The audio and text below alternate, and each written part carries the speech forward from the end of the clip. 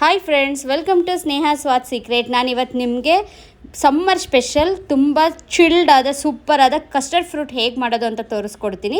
ಅದು ತೋರ್ಸೋಕ್ಕೂ ಮುಂಚೆ ಇನ್ನೂ ಯಾರು ನನ್ನ ಚಾನಲ್ಗೆ ಸಬ್ಸ್ಕ್ರೈಬ್ ಆಗಿಲ್ಲ, ಬೇಗ ಸಬ್ಸ್ಕ್ರೈಬ್ ಆಗಿ. ಆಲ್ರೆಡಿ ಸಬ್ಸ್ಕ್ರೈಬ್ ಆಗಿರೋರು ಬೆಲ್ ಐಕನ್ ಕ್ಲಿಕ್ ಮಾಡೋದನ್ನು ಮರಿಬೇಡಿ ಫ್ರೆಂಡ್ಸ್. ಇವಾಗ ಹೇಗೆ ಮಾಡೋದಂತ ತೋರಿಸ್ತೀನಿ. ಇಲ್ಲಿ ಅರ್ಧ ಲೀಟರ್ ನಂದಿನಿ ಹಾಲು ತೊಗೊಂಡಿದ್ದೀನಿ. ನೋಡಿ, ನಾನು ಗ್ರೀನ್ ಕಲರ್ ಪ್ಯಾಕೆಟ್ ತೊಗೊಂಡಿದ್ದೀನಿ. ನೀವು ಯಾವ ಕಲರ್ ಪ್ಯಾಕೆಟ್ ಆದರೂ ತೊಗೊಳ್ಳಿ. ನಾನು ಇವಾಗ ಈ ಅರ್ಧ ಲೀಟ್ರ್ ಹಾಲನ್ನ ಒಂದು ಪಾತ್ರೆಗೆ ಹಾಕೋತೀನಿ.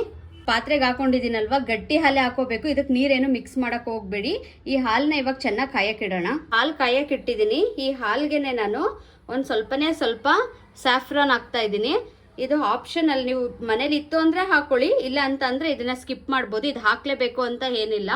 ಇದು ಕಲರ್ ಚೆನ್ನಾಗಿ ಕೊಡುತ್ತೆ, ಅದಕ್ಕಾಗಿ ನಾನು ಸ್ಯಾಫ್ರಾನ್ ಹಾಕ್ತಾ ಇದ್ದೀನಿ. ಇಲ್ಲಿ ನೋಡಿ, ಹಾಲು ಒಕ್ ಬಂದಿದೆ. ಈ ಟೈಮಲ್ಲಿ ಚೆನ್ನಾಗಿ ಒಂದ್ಸಲ ಮಿಕ್ಸ್ ಮಾಡ್ಕೊಬಿಡೋಣ. ಮಿಕ್ಸ್ ಮಾಡಿಕೊಂಡು ಸ್ಟವ್ನ ಆಫ್ ಮಾಡ್ಕೊಬಿಡಿ. ಹೈ ಫ್ಲೇಮಲ್ಲೇ ಇರಬಾರ್ದಿದ್ದು. ಸ್ಟವ್ವೇ ಆನ್ ಮಾಡಬೇಡಿ, ಫುಲ್ ಕಂಪ್ಲೀಟಾಗಿ ಆಫ್ ಮಾಡ್ಕೋಬೇಕು. ನೋಡಿ, ಒಕ್ ಬಂದಿದೆ. ನಾನು ಇವಾಗ ಒಂದ್ಸಲ ಮಿಕ್ಸ್ ಮಾಡ್ತಾ ಇದ್ದೀನಿ. ಮಿಕ್ಸ್ ಮಾಡಿಬಿಟ್ಟು ಸ್ಟವ್ ಮಾತ್ರ ಯಾವುದೇ ಕಾರಣಕ್ಕೂ ಆನ್ ಮಾಡಿ ಇಟ್ಕೋಬೇಡಿ, ಫುಲ್ ಕಂಪ್ಲೀಟ್ ಆಫ್ ಮಾಡ್ಕೊಬಿಡ್ಬೇಕು ಸ್ಟವ್. ಬಿಸಿಯಾಗಿರುವಂಥ ಹಾಲನ್ನ ನೋಡಿ, ನಾನು ತೋರಿಸ್ತಾ ಇದ್ದೀನಲ್ವಾ, ಈ ಸ್ಪೂನಲ್ಲಿ, ಸ್ವಲ್ಪ ದೊಡ್ಡದೇ ಇದೆ ಸ್ಪೂನು, ಈ ಸ್ಪೂನಲ್ಲಿ 3 ಸ್ಪೂನ್ ನಾನು ಕಸ್ಟರ್ಡ್ ಪೌಡರ್ ತೊಗೊಂಡಿದ್ದೀನಿ. ಇದು ಕಸ್ಟರ್ಡ್ ಪೌಡರ್ ನೀವು ಯಾವ ಬ್ರ್ಯಾಂಡ್ ಆದರೂ ತೊಗೊಳ್ಳಿ. ಯಾವ ಬ್ರ್ಯಾಂಡ್ ಆದರೂ ತೊಗೊಂಡ್ರು ಅದರಲ್ಲಿ ವೆನಿಲಾ ಫ್ಲೇವರ್ ನೀವು ತೊಗೊಂಡ್ರೆ ತುಂಬ ಸೂಪರಾಗಿ ಬರುತ್ತೆ ನಮ್ಮದು ಕಸ್ಟರ್ಡ್ ಫ್ರೂಟು. ಇದರಲ್ಲಿ ಚಾಕ್ಲೇಟ್ ಇದೆ, ಬಾದಾಮ್ ಇದೆ, ಬಟ್ ಆದರೆ ನೀವು ವೆನಿಲಾ ಫ್ಲೇವರ್ ತಗೊಳ್ಳಿ, ನಿಮ್ಗೆ ತುಂಬ ಚೆನ್ನಾಗಿ ಬರುತ್ತೆ. ಇವಾಗ ನೋಡಿ, ಈ ಬಿಸಿ ಆಗಿರುವಂಥ ಹಾಲನ್ನ ನಾನು ಇಲ್ಲಿಗೆ ಹಾಕೋತಾ ಇದ್ದೀನಿ. ಸ್ವಲ್ಪ ಹಾಕ್ಕೊಂಡು ಒಂದು ಸ್ವಲ್ಪನೂ ಗಂಟಿರಬಾರ್ದು, ಆ ಥರ ಕ್ಲೀನಾಗಿ ಮಿಕ್ಸ್ ಮಾಡ್ಕೊಂಡು ಬರೋಣ. ಇವಾಗ ನೋಡಿ, ನಾನು ಒಂದು ಸ್ವಲ್ಪನೂ ಗಂಟಿಲ್ಲದೆ ಇರೋ ರೀತಿ ಕ್ಲೀನಾಗಿ ನಾನು ಮಿಕ್ಸ್ ಮಾಡ್ಕೊಂಡು ಬಂದಿದ್ದೀನಿ. ಇವಾಗ ನೋಡಿ, ಕಾಣಿಸ್ತಾ ಇದೆ ಅಲ್ವಾ, ಈ ಸ್ಪೂನಲ್ಲೇ, ಅಂದರೆ ದೊಡ್ಡ ಸ್ಪೂನ್ ಆದರೆ 3 ಸ್ಪೂನ್ ತೊಗೊಳ್ಳಿ, ಚಿಕ್ಕ ಸ್ಪೂನ್ ಆದರೆ 1/2 ಲೀಟರ್ ಹಾಲಿಗೆ 4 ಸ್ಪೂನಷ್ಟು ಕಸ್ಟರ್ಡ್ ಪೌಡರ್ ತೊಗೊಳ್ಳಿ. ಇವಾಗ ಇದನ್ನೇನು ಮಾಡಬೇಕಂತ ಅಂದರೆ ನೋಡಿ, ಸ್ಟವ್ ಆಫ್ ಮಾಡಿರಬೇಕು. ಇವಾಗಲೇ ಹೇಳ್ತಾ ಇದ್ದೀನಿ, ಹೈ ಫ್ಲೇಮಲ್ಲಿ ಇಲ್ಲ, ನೀವು ಸ್ಟವ್ ಆನ್ ಆಗಿರೋ ಅಂಥ ಹಾಲಿಗೆ, ಚೆನ್ನಾಗಿ ಕಾದಿರೋ ಅಂಥ ಹಾಲಿಗೆ ನೀವು ಕಸ್ಟರ್ಡ್ ಪೌಡರ್ನ ಹಾಕ್ತು ಅಂತ ಅಂದರೆ ನಾವು ಮಿಕ್ಸ್ ಮಾಡುವಾಗ ಗಂಟಾಗೋ ಚಾನ್ಸಸ್ ತುಂಬಾ ಇರುತ್ತೆ. ಹಾಗಾಗಿ ನೋಡಿ, ಸ್ವಲ್ಪನೇ ಹಾಕ್ಕೊಂಡು ಕೈ ಬಿಡದೇನೆ ಕ್ಲೀನಾಗಿ ಮಿಕ್ಸ್ ಮಾಡಿ. ಕೈ ಮಾತ್ರ ಅಲ್ಲಾಡ್ಸೋದು ನಿಲ್ಲಿಸಲೇಬಾರ್ದು.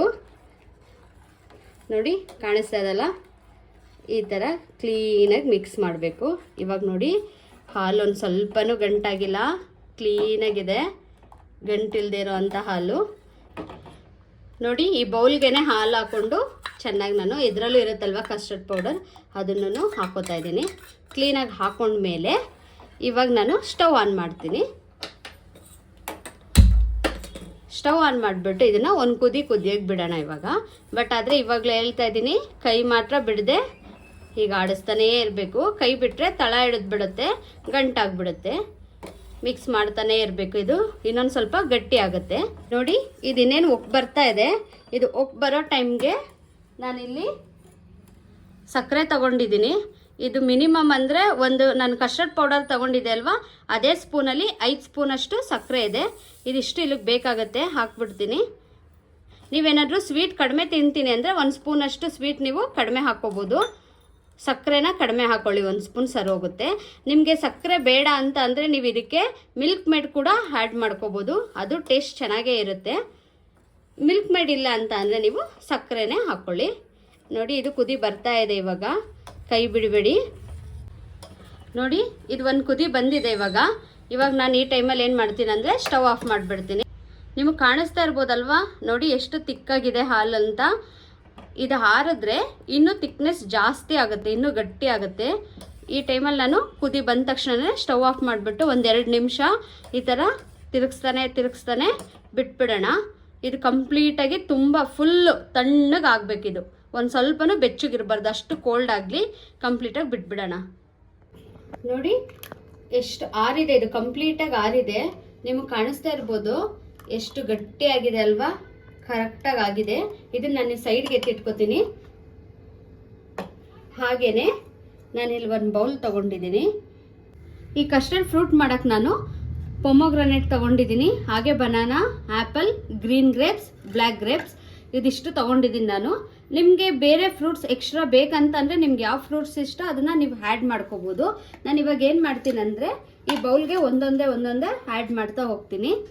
ನೋಡಿ, ಎಲ್ಲ ಫ್ರೂಟ್ಸ್ದು ಇಲ್ಲಿಗೆ ಹಾಕೊಳ್ಳೋಣ ನಾವೀಗ. ನೋಡಿ ಬ್ಲ್ಯಾಕ್ ಗ್ರೇಪ್ಸು ಹಾಕ್ತಾ ಇದ್ದೀನಿ ಹಾಗೇನೆ. ಇವಾಗ ನೋಡಿ ಎಲ್ಲ ಫ್ರೂಟ್ಸು ನಾನು ಹಾಕೊಂಡಿದ್ದೀನಿ.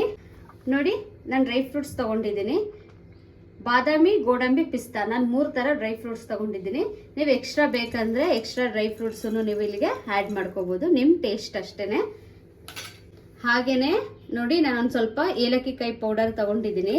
ಈ ಏಲಕ್ಕಿ ಕಾಯಿ ಪೌಡರು ಅಷ್ಟೇ ಹಾಕ್ಕೊಂಡ್ರೆ ತುಂಬ ಸ್ಮೆಲ್ಲು ಚೆನ್ನಾಗಿರುತ್ತೆ, ಟೇಸ್ಟು ಚೆನ್ನಾಗಿರುತ್ತೆ. ನೀವು ಯಾವುದೇ ಸ್ವೀಟ್ಗೆ ಏಲಕ್ಕಿ ಕಾಯಿ ಪೌಡರ್ ಹಾಕಿದ್ರೆ ತುಂಬ ಚೆನ್ನಾಗಿರುತ್ತೆ. ನೋಡಿ ಈ ಥರ ಎಲ್ಲ ಹಾಕೊಂಡು ಆದಮೇಲೆ ಕಂಪ್ಲೀಟಾಗಿ ತಣ್ಣಗಾಗಿರುವಂಥ ಕಸ್ಟರ್ಡ್ ಮಿಲ್ಕ್ನ ನಾನಿಲ್ಲಿ ಹಾಕ್ತಾ ಇದ್ದೀನಿ.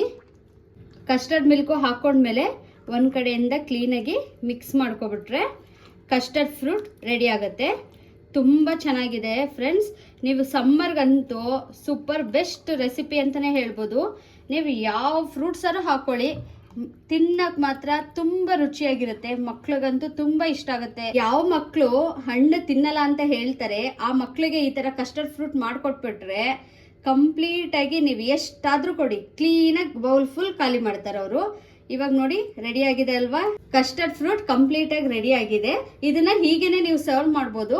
ಇಲ್ಲಾಂದ್ರೆ ನಿಮಗೆ ಟೈಮ್ ಇತ್ತು ಅಂದರೆ ಇದನ್ನ ಫ್ರಿಡ್ಜಲ್ಲಿ ಇಟ್ಟು ಆಮೇಲೆ ಸರ್ವ್ ಮಾಡೋದ್ರಂತೂ ಆಹಾ ಇನ್ನೂ ಸೂಪರ್ ಆಗಿರುತ್ತೆ.